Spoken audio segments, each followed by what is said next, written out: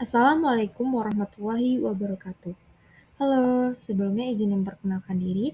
Nama saya Rara Ajeng Fajar Gumilang. Saya merupakan salah satu mahasiswi dari jurusan Ilmu Tanah Fakultas Pertanian Universitas Lampung.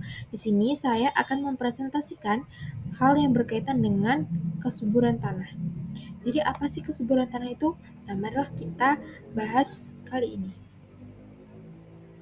Jadi, yang akan kita bahas dalam presentasi ini, yaitu yang pertama ada pendahuluan, ada apa itu kesuburan tanah, apa itu produktivitas tanah, dan apa faktor-faktor yang mempengaruhi dari kesuburan tanah ini. Untuk yang pertama, yaitu pendahuluan. Kita membahas tentang kesuburan tanah. Tapi tanah itu apa sih? Seperti yang kita tahu, tanah itu terbentuk dari proses pelapukan batuan, di mana itu terjadi dalam waktu yang sangat lama dan dipengaruhi oleh beberapa faktor. Nah, tanah ini merupakan media tempat tumbuhnya tanaman. Tanaman menyerap makanan dari dalam tanah untuk proses pertumbuhannya. Sehingga kesuburan tanah itu tergantung pada kandungan unsur hara di dalam tanah.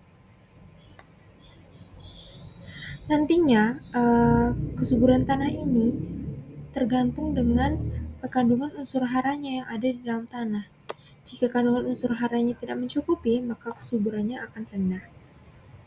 Berlanjut, kita ingin mengetahui apa sih sebenarnya kesuburan tanah itu seperti apa, tanah yang subur itu seperti apa. Jadi kesuburan tanah itu merupakan kemampuan tanah menyediakan unsur hara bagi tanaman dalam jumlah yang cukup dan berimbang untuk pertumbuhan dan hasil produksinya. Nah, kesuburan tanah ini dapat dipandang dari dua sisi, yaitu kesuburan tanah aktual atau alamiah dan kesuburan tanah potensial. Nah, kesuburan tanah yang alamiah itu ya kesuburan tanah yang benar-benar berasal dari tanahnya. Berarti tanah itu subur dari dulunya. Sedangkan kesuburan potensial itu merupakan kesuburan yang berasal dari pengolahan atau perubahan yang disebabkan oleh manusia misalnya. Kemudian, kesuburan tanah ini dipengaruhi oleh sifat fisik, kimia, dan juga biologi.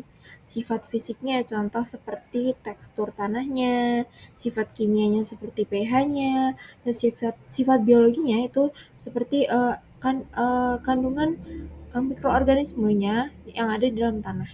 Kemudian, kesuburan tanah yang ideal itu adalah berasal dari interaksi antara sifat fisik, kimia, dan biologi yang nantinya akan menghasilkan pertumbuhan tanaman yang optimal. Selanjutnya yaitu kita akan membahas mengenai produktivitas tanah. Jadi produktivitas tanah itu tergantung dengan kesuburan tanah tadi. Tanah yang subur itu merupakan suatu indikator atau indikator dari produktivitas tanah yang baik. Kalau misalkan kesuburan tanahnya baik, otomatis produktivitasnya akan baik. Nah, produktivitas tanah ini dapat ditingkatkan dengan perbaikan kesuburan tanah melalui pengelolaan tanah. Seperti contohnya pemberian pupuk dan pengolahan lahan untuk perbaikan sifat fisik tanah merupakan tindakan perbaikan produktivitas tanah. Nah, nanti tadi kan kita membahas mengenai kesuburan tanah, yang dimana kesuburan tanah itu kemampuan tanah dalam menyediakan unsur hara yang cukup. Nah, kesuburan tanah ini nantinya akan mendukung produktivitas dari tanah tersebut. Seperti itu. Kemudian berlanjut, yang selanjutnya itu ada faktor-faktor yang mempengaruhi kesuburan tanah. Faktor-faktor yang mempengaruhi kesuburan tanah itu ada dua, ada faktor yang secara buatan, ada juga yang secara alamiahnya.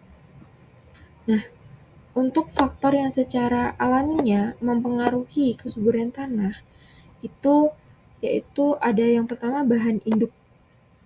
Bahan induk itu mempengaruhi kandungan kimia tanah yang terbentuk dari hasil pelapukan batuan tersebut. Proses pembentukan tanah itu kan berlangsung dari berbagai reaksi fisika, kimia, dan biologi.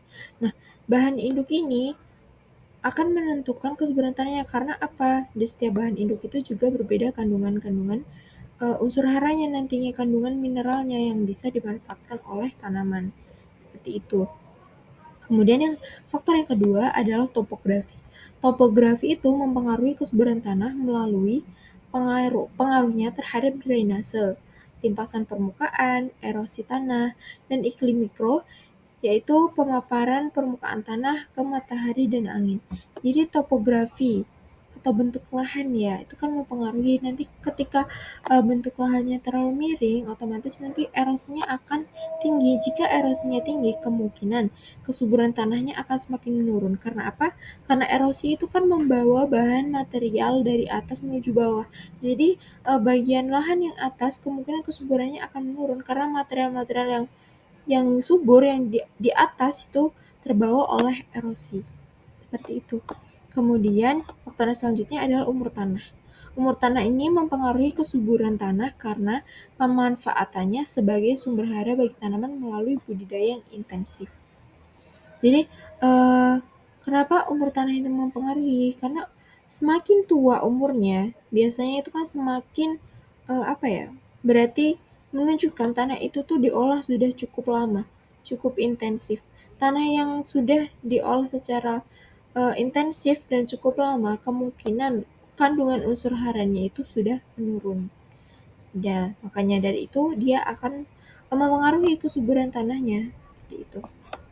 Kemudian selanjutnya ada faktor iklim. Ini merupakan juga faktor yang cukup penting karena iklim seperti curah hujan, suhu, kelembapan, dan angin itu akan sangat mempengaruhi kesuburan tanah. Misalnya, curah hujan yang tinggi tanpa adanya penanggulangan, tanpa adanya metode-metode konservasi, dia akan langsung masuk ke dalam tanah membawa air yang cukup besar sehingga dia akan mempengaruhi pencucian juga nantinya karena curah hujan itu yang sangat tinggi, maka itu akan menurunkan kesuburan tanahnya karena kandungan unsur haranya akan tercuci. Seperti itu. Faktor yang selanjutnya yaitu kedalaman profil tanah. Tanah yang memiliki profil tanah yang dalam itu lebih subur dibandingkan dengan tanah yang dangkal. Hal ini itu disebabkan karena tanah yang dangkal itu akan lebih cepat kering dibandingkan tanah yang profilnya itu lebih dalam. Seperti itu. Kemudian kondisi fisik tanah. Kondisi fisik tanah ini berpengaruh besar terhadap kesuburan tanah. Karena sifat fisik itu seperti teksturnya, strukturnya itu nanti akan sangat menentukan kapasitas dalam memegang air. Jika teksturnya itu berpasir, maka kemungkinan air itu akan mudah lolos membawa juga unsur hara sehingga mudah tercuci karena ruang porinya itu besar. Sedangkan jika tanah yang terlalu padat juga, maka kemampuan tanah untuk kemampuan air untuk menembus ke dalam tanah itu sangat sulit. Seperti itu. Kemudian ada faktor erosi tanah. Nah, erosi ini tuh kan merupakan peristiwa pengikisan tanah yang dimana tanah-tanah yang di atas, tanah-tanah yang di permukaan yang biasanya subur mengandung unsur hara banyak itu